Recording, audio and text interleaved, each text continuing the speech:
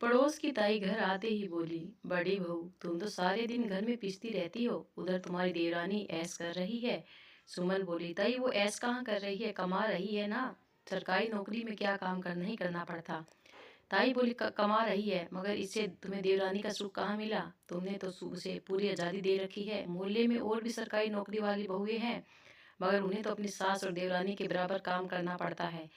सुमन बोली, स्नेहा मेरी देवरानी नहीं है ताई, वो मुझे मेरी छोटी बहन जैसी लगती है। वो सारा दिन बिजी रहती है, थक जाती है काम करने के लिए। मैं हूं ना, काम नहीं करूंगी तब मोटी नहीं हो जाऊंगी क्या। वह भी जब घर में होती है थोड़ा बहुत काम करा देती है। ताई सुमन के नजदीक आकर धीरे से बोली, बेटा तू भोली है, मैं तुम्हें तुम्हारे भले के लिए समझा रही हूँ। देवरानी को काबू में रख, वरना इस घर में तुम्हारी हैसियत एक नौकरानी जितनी रह जाएगी। अचानक स्नेहा नौकरी से लौट आई, मगर ताई को चुगली करते देखकर वह दरवाजे पर ही रुक गई। फिर चुपके चुपके धीरे चलकर थोड़ी अंदर आ गई। अंदर आने के बाद खिड़की के सहारे खड़ी होकर अपनी पड़ोसन और देवरानी की बातें सुनने लगी। सुमन बोली, ताई एक बात बताओ। ताई बोली, क्या। सुमन बोली, आपने अपने बच्चों का काम किया तब आपको कि आप नौकरानी हो। ताई बोली, बच्चों और जेठानी में बहुत फर्क होता है। बहू सुना है तुम तो उसके कपड़े भी धो देती हो।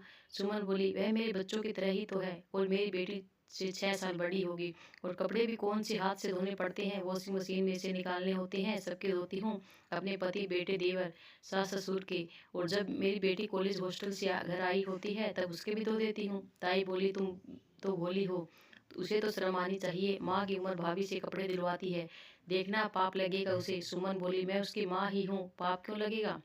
हाँ, बुरा मत बोलो ताई। ताई बोली, मेरे समझ में नहीं आ रहा, तुम इतनी दबकर क्यों रहती हो उससे। अरे क्या तुम्हारा पति उससे कम कमाता है। तुम्हारे देवर देवरानी दोनों जितना वो अकेला कमाता है।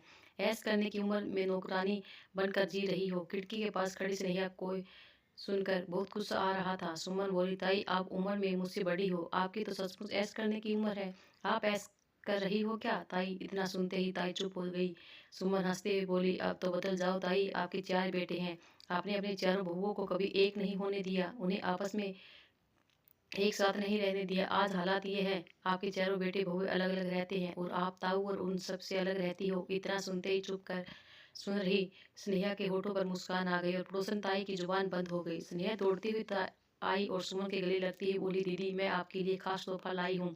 सुमन हंसते हुए बोली, अगर मेरी पसंद के गुलाब जामुन लाई हो तो ताई को भी एक पीस दे दो। कड़वा बोलने के कारण शायद इनका मुंह खारा हो गया होगा। सुमन की सीधी बात ताई के सीने में लगी। वह उठकर जाना चाहती थी, मगर तोहफा क्या है इसे देखने की जिज्ञासा से वह जा नहीं पाई। स्नेहा बोली, दीदी आंखें बंद करो। सुमन ने आंखें बंद कर ली। स्नेहा ने एक डिब्बा निकाला और सुमन के हाथों में रख दिया। सुमन ने आंखें खोली, डिब्बे में रखा उसकी पसंद का डायमंड का हार। सुमन उसे देखते ही बोली, पागल इतने पैसे क्यों खर्च कर आई। स्नेहा बोली, इस घर में आपसे महंगी वस्तु और आपसे महंगा इंसान कोई नहीं है। आपने माँ और बड़ी बहन बनकर मेरा ख्याल रखा, बहुत प्यार दिया है, उसके आगे तो आपके ऊपर सैकड़ों जिंदगियां कुर्बान है। पास बैठी ताई के लिए वहां पर बैठना बहुत मुश्किल हो गया था। देवरानी और जेठानी का इतना गहरा प्यार देखकर ताई की आंखों में पानी आने लगा था। ताई चुप होकर उठकर वहां से चली गई। दोस्तों, आपको कभी भी अपने पड़ोसी की बात नहीं माननी चाहिए, अपने दिल की बात माननी चाहिए। आपको यह वीडियो कैसी लगी कमेंट करके ज़रूर बताना, और हमारे चैनल को लाइक शेयर और सब्सक्राइब ज़रूर करना। धन्यवाद दोस्तों।